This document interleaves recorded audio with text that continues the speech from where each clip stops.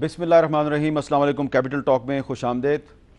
आज कौमी असम्बली में अपोजिशन लीडर सैयद खुर्शीद शाह साहब ने कुछ अहम सवालात उठाए और इनके जो सवालात थे उनका ताल्लुक था साबिक आर्मी चीफ जनरल राहील शरीफ की जो एक सऊदी अलायंस में शमूलियत है, उसके हवाले से उन्होंने ये सवाल उठाया कि उनको जो NOC जारी किया गया है वो किन शराइत पर NOC जारी किया गया। कुछ और भी उन्होंने सवालात उठाए और सवालात उठाने के बाद जब बाकायदा ये ख्याल था कि हुकूमत की तरफ से कोई जवाब आएगा तो अपोजिशन ने इजलास का बायकाट कर दिया।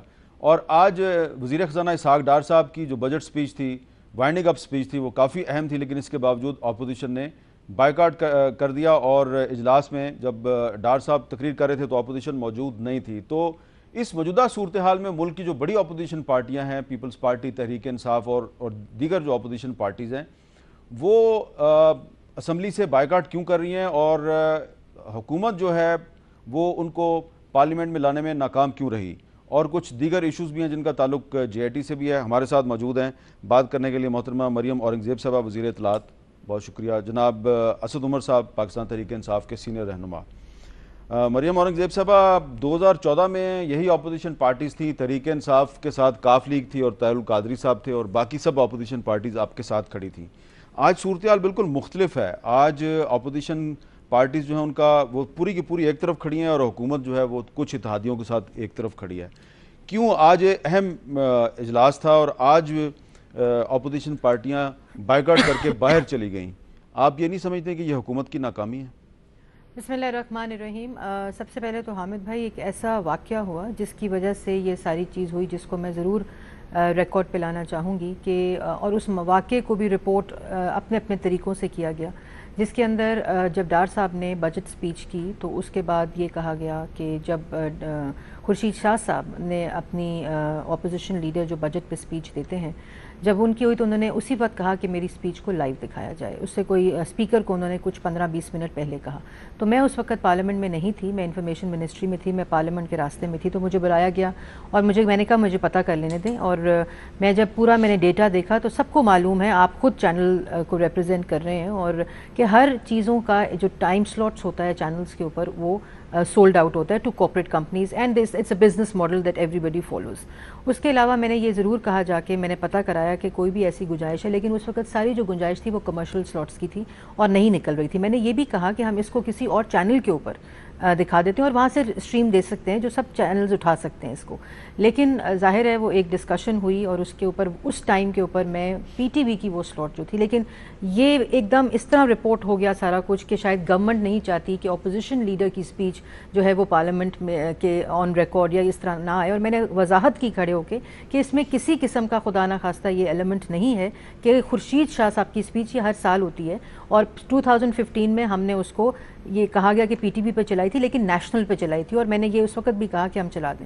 जब थर्ड डे उसके ऊपर दोबारा डायलॉग स्टार्ट हुआ तो उसके ऊपर कम्प्लीटली ये हो गया कि नहीं, अब हर पार्लियामेंट्री लीडर की लाइव स्पीच जो है वो चलेगी और जहाँ पार्लियामेंट्री लीडर मौजूद नहीं है वहाँ उनका रिप्रेजेंटेटिव होगा।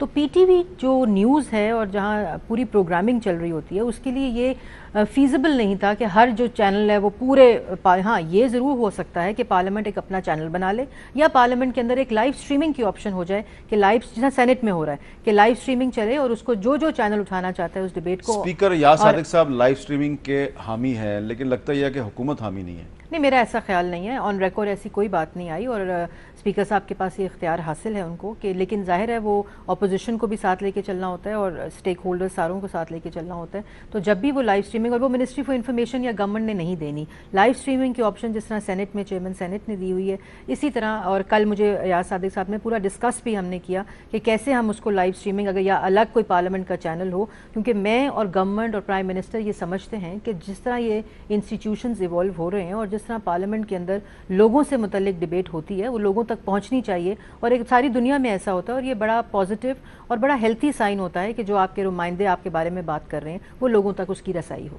अच्छा जी, असद उमर साहब, दो चीज़ें मैं आपसे पूछना चाहूँगा। पहली बात तो ये बताएं, क्या ये दुरुस्त है कि स्पीकर कौमी असम्बली याद सादिक साहब ने तकरीबन 1-1.5 साल पहले भी आप लोगों के साथ ये बात डिस्कस की थी कि कौमी असम्बली के इजलास की लाइव स्ट्रीमिंग होनी चाहिए? और दूसरी बात, क्या आपने और आपके जो साथी हैं उन्होंने सिर्फ इसलिए असम्बली से वॉकआउट किया कि आपकी स्पीच जो है वो लाइव नहीं दिखाई गई PTV पे? देखिए, पहले आपके सवाल का जवाब तो ये है कि जी बिल्कुल अयाज सादिक साहब ने एक मीटिंग होती है चेयरमैन कमिटीज़ के जो हैं उनकी मीटिंग बुलाते हैं स्टैंडिंग कमेटी की, उसके अंदर उन्होंने हमसे शेयर किया था और उन्होंने बताया कि हम सिस्टम लगाने जा रहे हैं और पूरा मैं इंतज़ाम कर रहा हूँ, उसको लाइव किया जाएगा।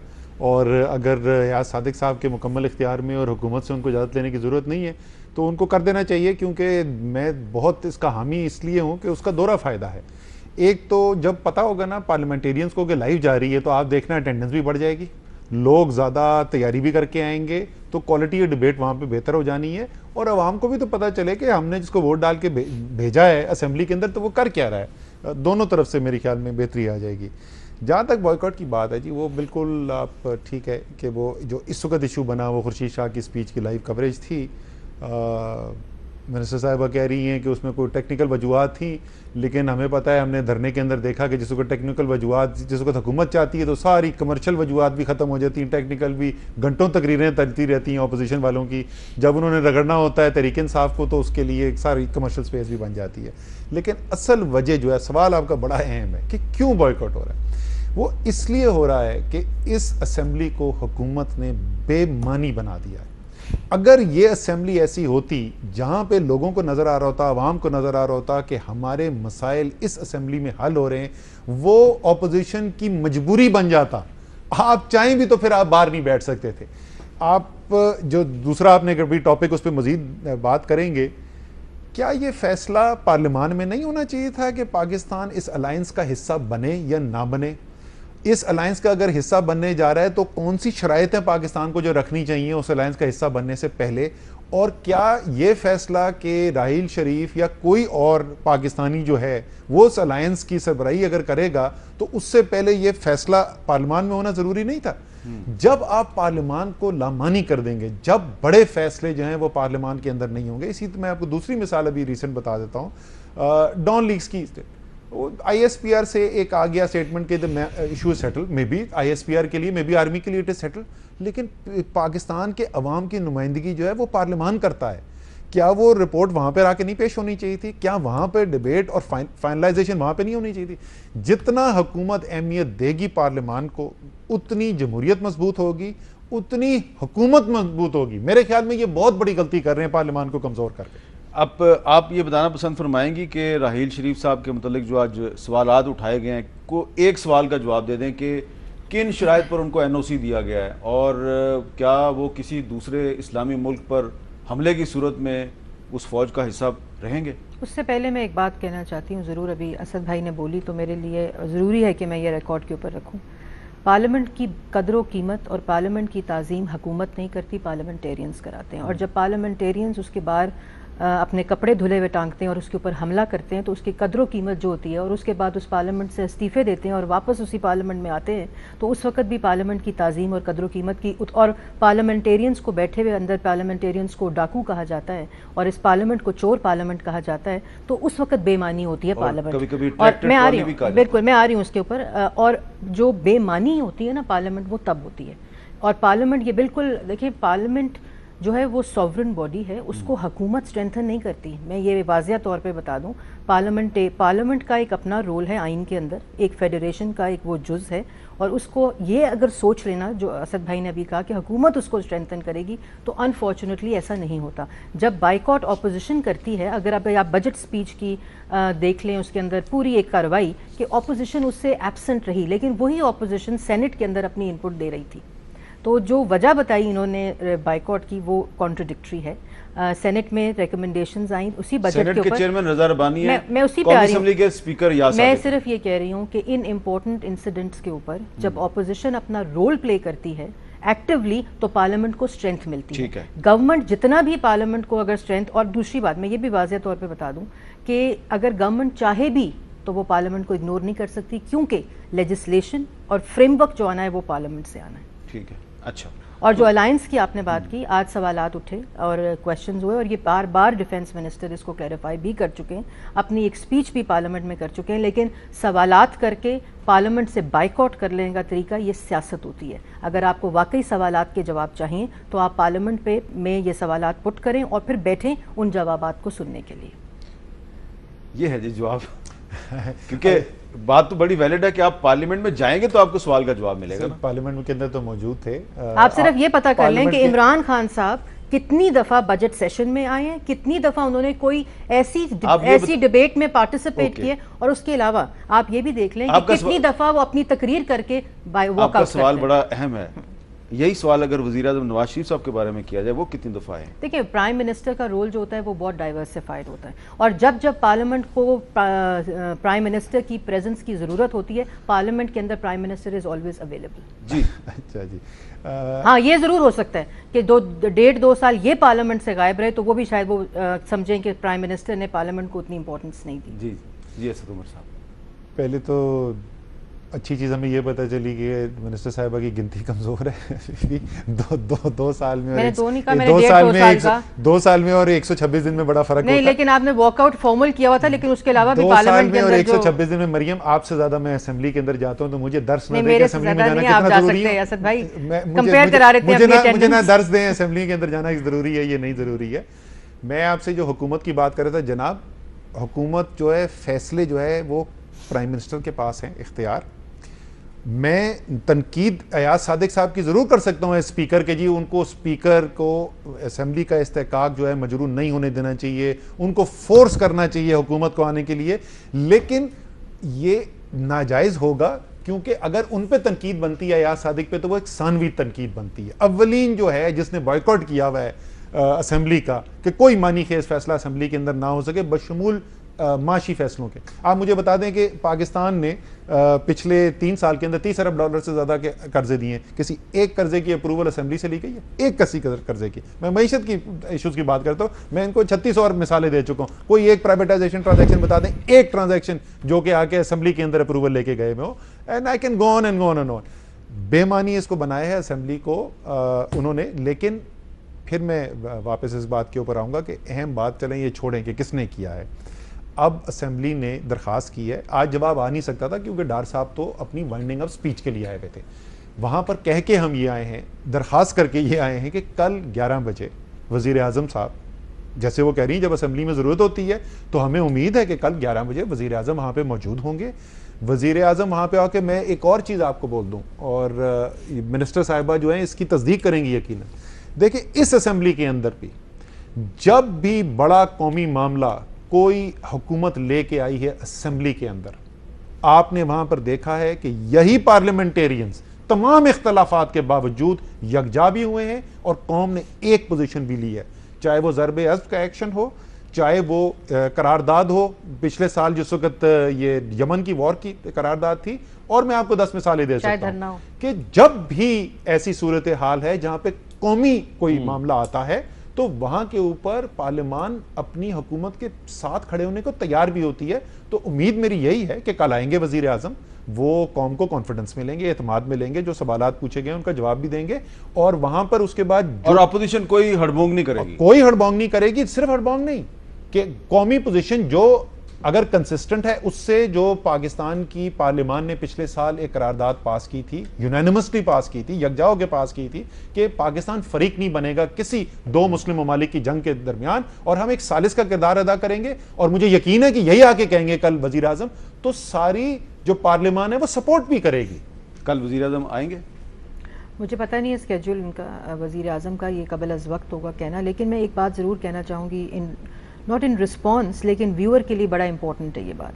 फेडरल गवर्नमेंट का एक अपना रूल्स ऑफ बिजनेस होता है और पार्लियामेंट का एक अपना रूल्स ऑफ बिजनेस होता है, और पार्लियामेंट के अंदर क्या चीज़ आनी है जिसके ऊपर पार्लियामेंट्री ओवरसाइट की ज़रूरत है, हर चीज़ फेडरल गवर्नमेंट की पार्लियामेंट में नहीं आती। जिस तरह केपी की हुकूमत की हर चीज़ प्रोविंशियल गवर्नमेंट में नहीं जाती, प्रोविंशियल पार्लियामेंट में नहीं जाती। तो इस चीज़ को प्ले करना ऐसे कि हर चीज़ पार्लियामेंट से आए, ऐसा नहीं होता, क्योंकि एक पूरा एक स्कीम ऑफ थिंग्स के अंदर रूल्स ऑफ बिजनेस अप्रूव्ड होते हैं। फेडरल गवर्नमेंट का एक रोल होता है, पार्लियामेंट का एक रोल होता है, जुडिशरी का एक रोल होता है। तो इन तमाम चीज़ों को मैं उसी में आ रही हूँ, और उसके ऊपर पार्लियामेंट्री ओवरसाइट होती है जिसकी असद भाई बात करें। लेकिन उसके सवालात के लिए अगर आप बाइकआउट करके चले जाएंगे, शायद वहाँ कोई वजीर उसका जवाब दे देता, लेकिन आप सवाल करके वॉकआउट कर लेंगे।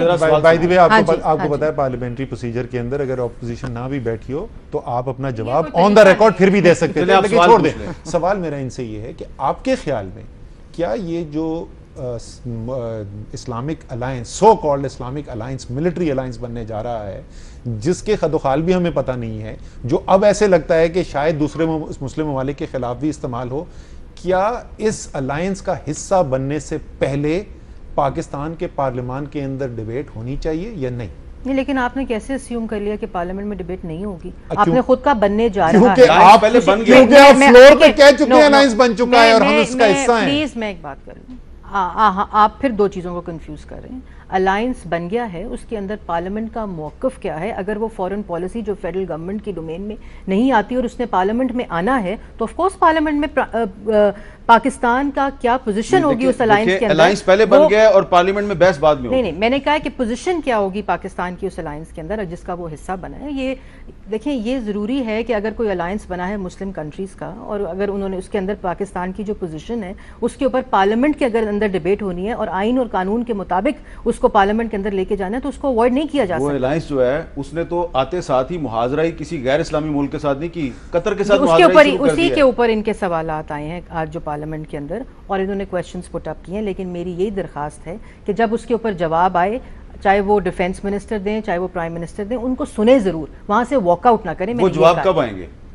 जिस तरह बेहतर समझेंगे, कल अगर आएंगे परसों आ जाएंगे। इसमें कोई वो नहीं है कि जवाब देने से कोई कतराया जा रहा है या तो जवाब देने से खुदा ना खास्ता बचा जा रहा है, ऐसी कोई बात नहीं। मैं जरा समझ लूं कि हमें मिनिस्टर साहिबा ये कह रही हैं कि पाकिस्तान का एक ऐसे अलायंस का हिस्सा जाके बन जाना जिसके खदोखाल भी नहीं पता, बगैर किसी डिस्कशन के पार्लियामेंट में, ये ठीक फैसला है, ये ऐसे ही होना चाहिए। नहीं, मैंने ये नहीं कहा, सॉरी।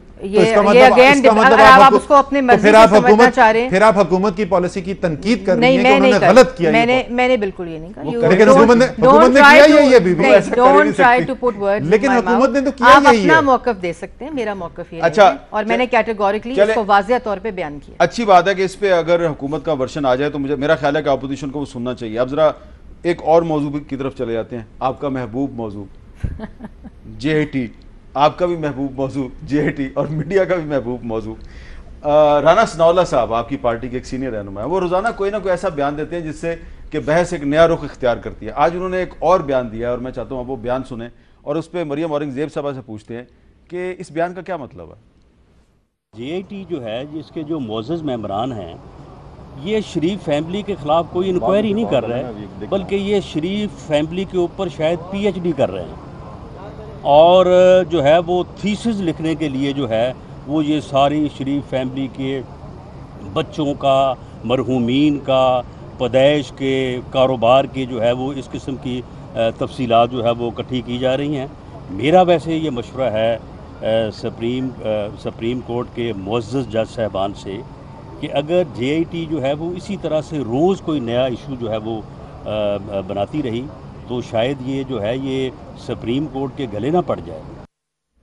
राना सनाउल्लाह साहब सीनियर वजीर हैं पंजाब के, वो रोज़ाना JAT के बारे में कैसी बात करते हैं और आपकी भी चेहरे पे मुस्कुराहट है, मेरे भी चेहरे पे मुस्कुराहट है, तो वैसे ही आप ये इस इंप्रेशन से इत्तेफाक नहीं करेंगे कि रोज़ाना JAT का मजाक उड़ाना जो है वो शायद असाइनमेंट होती है किसी ना किसी? नहीं, मेरे चेहरे पे मुस्कुराहट इसलिए नहीं थी, मेरे चेहरे पे इसलिए मुस्कुराहट थी कि उन्होंने अपना एक मौक़िफ़ पेश किया है और जिसमें उन्होंने ये बात कही है कि एक JAT को एक टर्म्स ऑफ रेफरेंस दिए हैं सुप्रीम कोर्ट ने, और वो टर्म्स ऑफ रेफरेंस है अगर उनके ख्याल में वो तजावज़ कर रही है, जो कि एक 4 फ्लैट्स और ऑफशोर कंपनी से वो अब 40 ख़ानदानों के बिजनेस इंटरवेंशंस में जा रही है, जो शायद उनका जो कहने का मतलब था, तो उसके ऊपर बेहतर बंदे को बुला के उसका मौक़िफ़ ले लेना चाहिए, जो कि उन्होंने बाद में शहबाज शरीफ साहब का नाम भी लिया क्योंकि शायद उनको फैमिली इंसाइट्स और डिटेल्स ऑफ द बिजनेस ज़रूर पता हो, क्योंकि वज़ीर आज़म फैमिली बिजनेस से अपना कता ताल्लुकी अनाउंस भी कर चुके थे और बता भी चुके थे। तो मेरे ख्याल में ये कोई इतनी वो बात नहीं है जो उनका मौक़िफ़ है, इट इज़ उनका एक उन्होंने मौक़िफ़ पेश किया जो कि वैलिड है।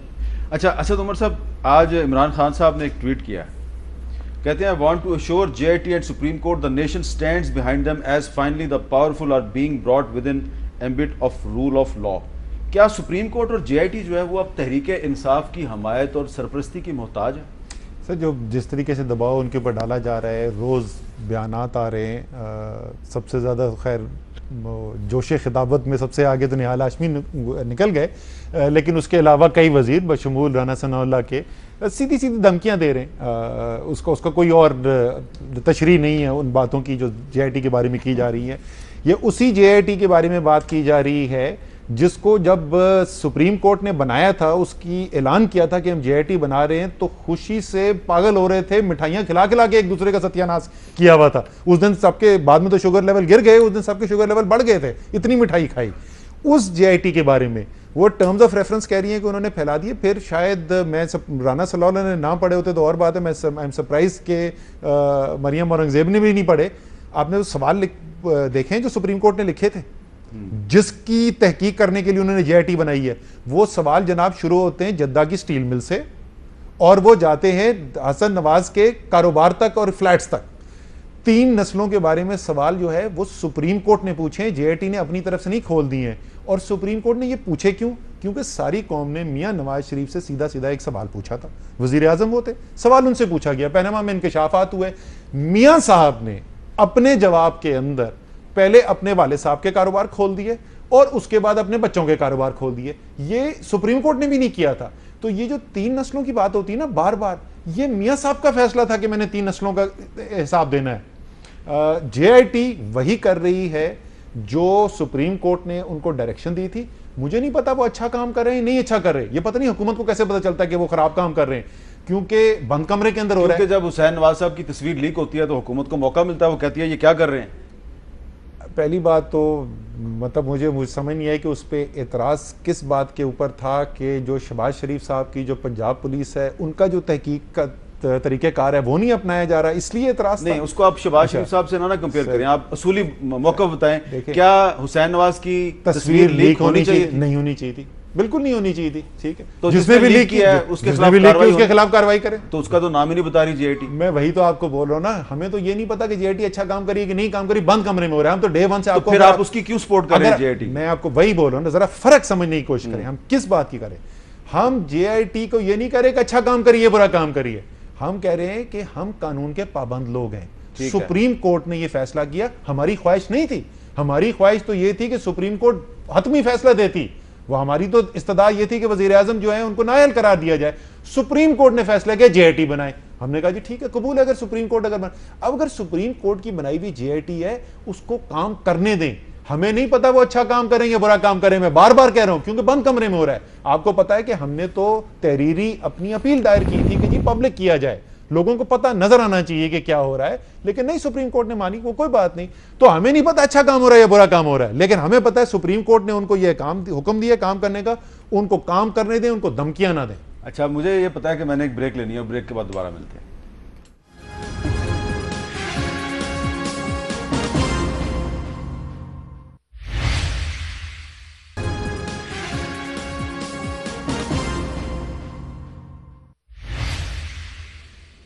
कैपिटल टॉक में दोबारा खुश आमदेद। मरियम औरंगजेब साहबा, एक तरफ JIT ज़ेर बहस है, दूसरी तरफ नवाज शरीफ साहब जुमेरात को पेश होंगे JIT के सामने, तो बड़े बैनर्स नज़र आ रहे हैं इस्लामाबाद की सड़कों वड़कों पे और बड़ी सफाई वगैरह हो रही है। और इमरान खान कह रहे हैं जी कि ताकत का मुजाहरा होने वाला है जुमेरात को, और फिर खबर आती है कि वज़ीर आज़म ने कारकुनों को आने से रोक दिया। आप अश्योर करती हैं कि जुमेरात के दिन इस्लामाबाद में सियासी ताकत का मुजाहरा नहीं होगा? पहली बात तो मैं आपके जवाब से पहले, जैसे असद उमर साहब ने भी बात की, मैं ये वाज़िया कर दूं कि जब प्राइम मिनिस्टर ने कौम से खिताब किया था और पार्लियामेंट में जब उन्होंने खिताब किया था तो उन्होंने कहा था कि कमीशन और JIT बना दी जाए। और वज़ीर आज़म तीसरी दफ़ा मुंतखब वज़ीर आज़म है, उनको पता है JIT कैसे काम करती है। ये शायद इन लोगों को नहीं पता जो पहली दफ़ा हुकूमत में आए हैं पंजाब प्रोविंस में, KPK में, और अब पार्लियामेंट में आए हैं। दूसरी बात मैं ये ज़रूर कहना चाहती हूँ कि JIT सुप्रीम कोर्ट ने बनाई है और जो मेंबर्स सेलेक्ट किए हैं वो 2 डिफरेंट चीज़ें हैं। JIT जब बन गई और मेंबर्स का जो कॉन्डक्ट है JIT का, जो कि सुप्रीम कोर्ट के अंदर पब्लिक हो रहा है और जिसके अंदर वकला जो हैं वो जिरा कर रहे हैं, और उसके अंदर किसी किस्म के तहफ़्फ़ुज़ात हैं, तो आइनी और कानूनी हक हासिल है शरीफ फैमिली को कि वो उन तहफ़्फ़ुज़ात का इजहार करे। और इसके लिए इससे ज़्यादा इंपॉर्टेंट यह है कि वो तहफ़्फ़ुज़ात जब सच साबित हो जाते हैं, जिस तरह ये लीक ऑफ द पिक्चर है जो पाकिस्तान तहरीक इंसाफ ने ये पहले कहा कि ये मुस्लिम लीग नून ने खुद ही लीक की है। कल मैं सुन रही थी इनके एक जो स्पोक्स पर्सन है फवाद साहब, वो कह रहे थे ये बड़ा मसला नहीं है कि ये लीक किसने की है। उस दिन क़यामत बरपा थी कि मुस्लिम लीग नून ने खुद कंट्रोवर्शियल बनाने के लिए JIT को, इनके ही फवाद साहब ने ये कहा कि ये लीक की तस्वीर। तो और तीसरी बात मैं ये कहना चाहती हूँ कि जो भी कानून और आइन के मुताबिक JIT के ऊपर तहफ़्फ़ुज़ात हैं, उसका रास्ता आइनी और कानूनी मुस्लिम लीग नून ने सुप्रीम कोर्ट का लिया, क्योंकि सुप्रीम कोर्ट की तश्कील हुई हुई ये JIT है। तो ये दो चीज़ें जो मिक्स हो रही थी मैं उसको वाज़ह कर दूँ। तीसरी बात जो आपने मुझसे सवाल की, और किसी तरह से ये तासुर देना कि प्राइम मिनिस्टर 3 नस्लों का जवाब या वो JIT में यही कह रहे हैं कि हम एहसान कर रहे हैं जाकर। प्राइम मिनिस्टर ने तो पहले दिन कहा था JIT बना दें, और उनको ये मालूम था कि वहाँ मुझे कमीशन नहीं, जो कौम से खिताब है उन्होंने JIT कहा था कमीशन नहीं। आप चेक करा लें, आपके पास तो सारी क्लिपिंग्स होंगी। और उसके बाद सुप्रीम कोर्ट का कमीशन बना, उसकी हेयरिंग हुई और उसके बाद JIT बनी। और टर्म्स ऑफ रेफरेंस मैंने खाली पढ़े नहीं, मुझे ये ज़बानी याद भी है। मैंने ये कहा था कि राना सनाउल्लाह साहब का मौक़िफ़ शायद ये था कि वो जो उसका तजावुज़ कर रही है। मैं दोबारा ये बात क्लियर कर दूँ अपने पॉइंट ऑफ व्यू से, पॉइंट ऑफ सेल्फ एक्सप्लेनेशन में। आपने जो बात की जुमेरात की, इस बात को कोई निगेट नहीं कर सकता, असद उमर साहब खुद नहीं कर सकते। वज़ीर आज़म 2013 में मेजॉरिटी के साथ वज़ीर आज़म आए हैं। 2013 के बाद जितने सर्वेज हुए हैं अभी तक वो मकबूल तरीन लीडर हैं पाकिस्तान के।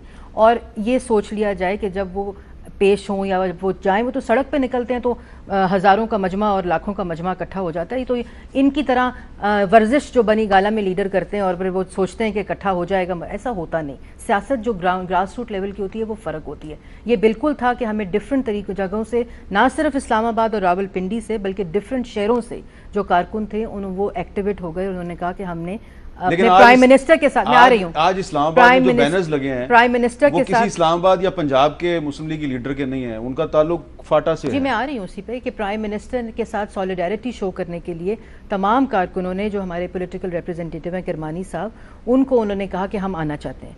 और उसके बाद उन्होंने कहा कि नहीं, वज़ीर आज़म ने ये कहा है क्योंकि ज़ाहिर है वहाँ एक लॉ एंड ऑर्डर की सिचुएशन क्रिएट हो जाती है और वज़ीर आज़म एक ज़िम्मेदार रिप्रेजेंटेटिव ऑफ पीपल हैं और वो चाहते थे कोई ऐसा वाक़या, क्योंकि क्राउड जब आता है तो उसमें कुछ भी वाक़या हो सकता है और कुछ ऐसा भी हो सकता है जो शायद उस क्राउड ने ना किया हो, लेकिन कोई भी चीज़ क्रिएट की जा सकती है।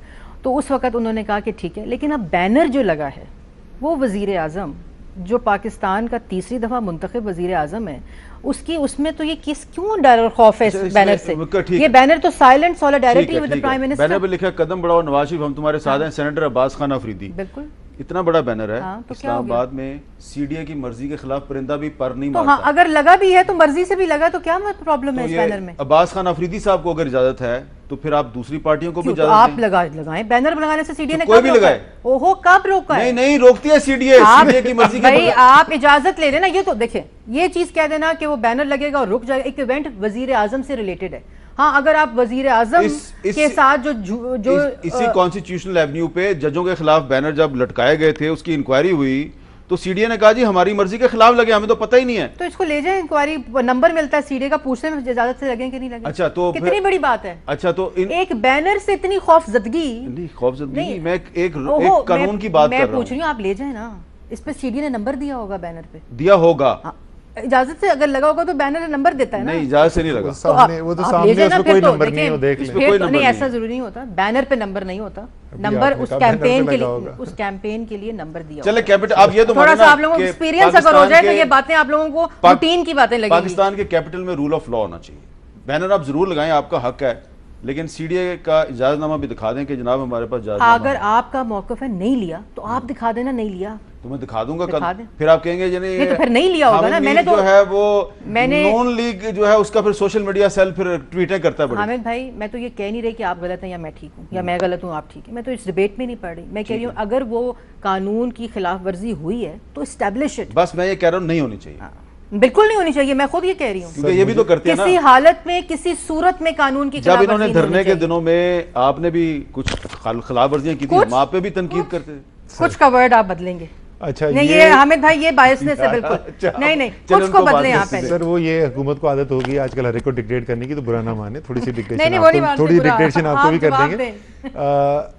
तजुर्बे की बात करी थी, बिल्कुल ये तो बात इन्होंने सही की है कि अगर हमें तजुर्बा हो कानून तोड़ने का, जैसे मुस्लिम लीग नून को है। आपको तजर्बा ही कानून तोड़ने का हुआ अनफॉर्चुनेटली। जो सुप्रीम कोर्ट पे हमले करने का तजुर्बा, डिक्टेटरों के साथ मिलकर सियासत करने का हम तजुर्बा, इलेक्टेड हुकूमतों के खिलाफ फौज के साथ मिलकर साजिशें करने का तजुर्बा, IGI बनवाने का तजुर्बा एक्सेट्रा वाकई में हमारे पास नहीं है। तो ये मैं मानता हूँ, ये इनकी तनकीद बजा है कि तजुर्बा हमारे पास कम है।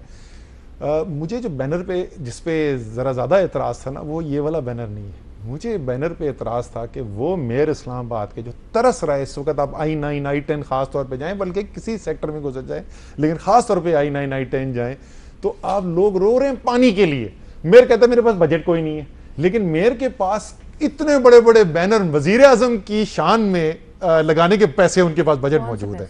ये जुल्म है कि नहीं है इस्लामाबाद के शहरियों के साथ? कौन सा बैनर लगाया?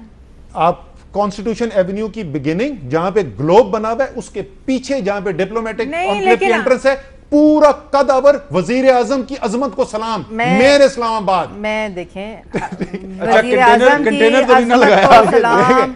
मैं ये बात असद भाई आपको ये बातें नहीं करनी चाहिए, क्योंकि आपको असल भी बात पता होती है। आप ये सिर्फ हर जरूरी नहीं हर चीज पे आप असल बात ये कि ये जो इस तरह कह देना कि जी ये सारे बैनर जो लगे हैं ये CDA ने लगाए हैं, खुदा का वास्ता है भाई मेयर इस्लामाबाद नाम लिख के मेयर इस्लामाबाद बैनर लगा है। कब लगाया है उन्होंने जरा बता दो। मैं आपको लोकेशन एग्जैक्ट बता चुका हूं। मेरा मतलब है कब लगाए वो बैनर? कल लगाए? 2 हफ्ते पहले लगा हुआ था। 2 हफ्ते पहले वो जा रहे थे JIT में, पूछें। फिर वही JIT में भिजवा देते। बीबी किसी वजह से अगर अजमत को सलाम, वज़ीर आज़म ने अच्छा काम किया, अगर आपकी पार्टी हामिद मीर साहब मेरी बात सुने, ये बिल्कुल गलत स्टेटमेंट ऑफ द फैक्ट्स है। एक सेकंड, अगर ये गलत हुआ, अगर ये सच निकला, मरियम अगर ये सच निकला तो आप क्या बोलेंगी? इन्होंने कहा 2 हफ्ते पहले बैनर लगा, JIT का फैसला 2 दिन पहले हुआ। JIT के फैसले से ताल्लुक तो मैं भी यही कह रही हूँ, आहिस्ता बोले, क्या हम टॉक शो कर रहे हैं? तो ये धरने की तकरीर नहीं है। नहीं धरने की तकरीर, मैं जिस लेवल पे बोलूंगा ना मरियम, मुझे अगर मिनिस्टरों की डिक्टेशन सुननी होती ना तो मैं आपकी पार्टी में होता। मैं इस तरह की आप अगर मेरे जवाब के बीच में इंटरवीन करेंगे ना मरियम, तो यही होगा। आप बोल रहे हैं। आई वाज स्पीकिंग, मैं अपना जवाब दे रहा था, आपने मेरे बीच जवाब में बोलना शुरू कर दिया। उन्होंने मुझे दे दिया था बोलने के लिए। I think let's be civil here. It's a talk show for the people of this country for an argument sake. मुझे पता आप जरा बारी-बारी हम इतने आप इसमें भी कोई शक नहीं है। अब आप बात करने पढ़े लिखे नहीं है आप जितने। लेकिन असद भाई there's a way to बीबी आप अगर आप बीच में इंटरवीन करेंगे, मैं नहीं कर रही थी, आप अपनी मिनिस्ट्री के रोप के अंदर इंटरवीन करेंगे ना तो हम अब बारी बारी बोले। मैं ब्रेक ले लेता हूं, ब्रेक के बाद कोशिश करते हैं कि बारी बारी बात करें।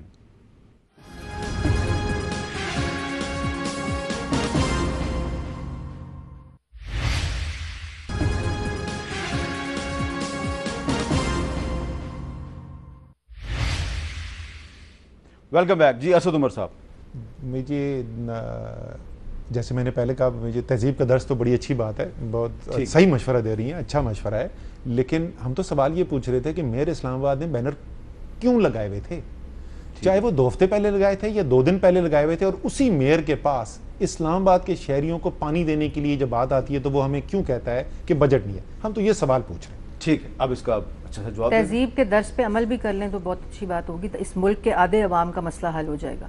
दूसरी बात मैं ये कहना चाहती हूँ कि 2 हफ्ते पहले और 2 हफ्ते पहले भी नहीं, वो बैनर मुझे याद आ गया जो कॉन्स्टिट्यूशन वो स्टैंड लगा हुआ है पैनाफ्लेक्स का, ECO हुई थी जो प्राइम मिनिस्टर ने यहाँ होस्ट की थी, उसके ऊपर वो बैनर लगा। तो इसके ऊपर इन्वेस्टिगेशन भी करा लें। और अगर वज़ीर आज़म पाकिस्तान जो इस पूरे पाकिस्तान की नुमाइंदगी करते हैं एज प्राइम मिनिस्टर, और उनकी उस इकदाम की वजह से जहां उन्होंने कंट्रीज़ को इकट्ठा किया, पाकिस्तान लेके आए आफ्टर मैनी ईयर्स, अगर उसके ऊपर एक अदारे ने उनकी उस इकदाम के ऊपर उनकी तारीफ़ कर दी, ये बड़ी सही बात है कि वो इनको हर तारीफ़ प्राइम मिनिस्टर की बड़ी मुश्किल से हज़म होती है, लेकिन अगर कर दी उसको इस चीज़ के साथ बिल्कुल ना जोड़ा जाए। आपने बैनर दिखाया जहाँ solidarity of the prime minister show हो रही थी, उसके साथ इस बैनर को लिंक कर देना और आवाम को ये कहना कि जी ये बैनर लगाए इस तरह के तुम्हारी अजमत को वज़ीर आज़म सलाम, और वहाँ पानी देने के पैसे, ये 2 मुख्तलिफ चीज़ें हैं। और वो नहीं, मैंने नहीं ख़त्म की।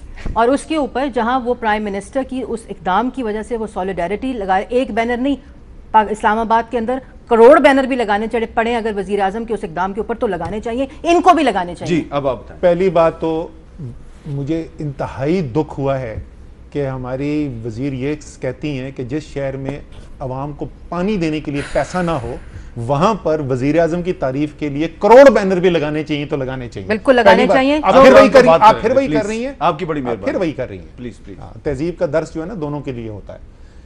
दूसरी बात, उसका ईसीओ से कोई ताल्लुक नहीं था, ईसीओ उससे पहले हो चुकी थी, वो एक अलग चीज थी। ये बैनर जो है ना, मैंने जिसका जिक्र किया, ये तो सबसे बड़ा था, पूरे शहर में खंभों में वो बैनर लटक रहे थे। जिस वक्त ये जीआईटी वाला का अमल शुरू हुआ ना, तो उसके बाद हुबल वतनी दिखाने के लिए ये किया गया था, लेकिन उसको छोड़ दें जी। आप जुमेरात की बात कर रहे थे, जुमेरात को हमारी उम्मीद यही है कि एक कानूनी अमल है। खुद ही अब वजीर साहिबा कह रही हैं कि वो तो वजीर आजम की अपनी दरखास्त थी कि जीआईटी बनाई जाए, अब वो जीआईटी सुप्रीम कोर्ट ने बना दी है। उस जीआईटी जो बनाई गई है जिस केस में, उसमें रिस्पोंडेंट नंबर 1 मियां मोहम्मद नवाज शरीफ थे। ठीक है, मेरे ख्याल में तो अगर मियां मोहम्मद नवाज शरीफ को वहां ना बुलाया गया तो मियां साहब का ये जायज गिला होगा कि भाई मैं अक्यूज नंबर 1 हूं, तो मुझे मौका तो दिया जाए कि मैं भी अपना नुक्ता नजर आके दे। तो मियां साहब वहां पे उम्मीद है जुमेरात को आएंगे और कोई ऐसी सूरत हाल नहीं पैदा होगी, क्योंकि जाहिर है अगर हजारों लोग एक तरफ से निकलेंगे तो फिर हजारों लोग दूसरी तरफ से भी निकलेंगे, खामखा में माहौल खराब। इसको जरा क्लैरिफाई कर देंगे, हजारों लोग निकलेंगे, हजारों लोग एक तरफ से निकलेंगे, 100 लोग एक तरफ से निकल आएंगे, कोई मसला नहीं। इसमें इस चीज़ में पढ़ना ही नहीं चाहिए। ये एक कानूनी अमल है और इसमें वजीर आजम इसको इससे सबसे बेहतर क्योंकि समझते हैं, और वजीर आजम ये भी समझते हैं कि इस तरह की जब अनाउंसमेंट होती है तो जो कारकुन होते हैं, जो वजीर आजम के फॉलोअर्स हैं, जो मुस्लिम लीग नून के कारकुन हैं, उनके अंदर एक जज्बा पैदा हो जाता है और उसको सिर्फ वज़ीर आज़म ही कर्टेल कर सकते हैं। इसीलिए उन्होंने आज स्टेटमेंट दी अपने तमाम कारकुनों को एड्रेस करते हुए कि मैं जो थर्सडे को जा रहा हूँ, किसी कारकुन को इस्लामाबाद आने की जरूरत नहीं। वो जो पिंडी एयरपोर्ट लैंड किए थे ना वज़ीर आज़म, तो हमने देखा था कितने लाखों लोगों का जज्बा होता है जो मियाँ साहब की तरफ खींच के ले जाता है। अच्छा चलें ठीक है, अब आखिरी बात मैंने असद साहब आपसे मैंने आपसे जो पूछा था कि क्या अब सुप्रीम कोर्ट को और जीआईटी को आपकी मदद की जरूरत है, आपने कहा कि ये इसको कंट्रोवर्शियल बना रहे हैं, लेकिन आपकी पार्टी के अंदर बहुत से ऐसे लोग हैं, उनका भी जिक्र भी हुआ, जो माजी में सुप्रीम कोर्ट को कंट्रोवर्शियल बना चुके हैं। और मेरे पास सामने एविडेंस मौजूद है, फवाद चौधरी साहब की ट्वीट है 2014 की, supreme court actions and remarks are just complicating existing situation, don't know why जजेस want to be politicians more than जजेस। तो 2014 में अगर सुप्रीम कोर्ट के बारे में आप इस तरह के रिमार्क्स दे रहे हैं, तो 2017 में इनको तो कम से कम राइट नहीं है कि ये सुप्रीम कोर्ट की। सर आप फवाद चौधरी की जाती तौर पे बात करें तो उसका तो फवाद चौधरी खुद जवाब देंगे, लेकिन अगर आप मुझसे इसके बारे में कमेंट मांग रहे हैं, मैं बिल्कुल क्लियर हूं। कानून आपको ये हक देता है कि आप जज ने कोई फैसला किया है तो उस जज के फैसले की तनकीद कर सकते हैं, आप उसके मोटिव्स के ऊपर कमेंट नहीं कर सकते हैं। मेरे ख्याल में नहीं करना चाहिए। अगर फवाद चौधरी ने किया था तो गलत किया था, नहीं करना चाहिए। बहुत बहुत शुक्रिया असद उमर साहब और मरियम औरंगजेब साहब, आपका बहुत बहुत शुक्रिया। सिर्फ मैंने ये आखिर में इस ट्वीट का जिक्र इसलिए किया कि इखलाकी तौर पे सुप्रीम कोर्ट जो है उसको उसका काम करने की इजाज़त मिलनी चाहिए, लेकिन सुप्रीम कोर्ट किसी की हमायत की मोहताज नहीं है। पाकिस्तान का आइन और कानून सुप्रीम कोर्ट को तहफ़्फ़ुज़ फराहम करता है और पाकिस्तान का हर शहरी जो है वो कानून की बालादस्ती की उसको हमायत करनी चाहिए। लेकिन वो लोग जो माजी में सुप्रीम कोर्ट के जजेस के बारे में नाजेबा रिमार्क्स दे चुके हैं, उनको मौजूदा सूरत हाल में जब वो सुप्रीम कोर्ट के जजेस की हमायत करते हैं तो उनके बारे में सवाल उठता है, और इसीलिए मैंने ये सवाल उठाया। इस किस्म के लोगों की सुप्रीम कोर्ट को किसी किस्म की हमायत की ना ज़रूरत है, ना ही सुप्रीम कोर्ट मोहताज है। इजाज़त दीजिए, अल्लाह हाफ़िज़।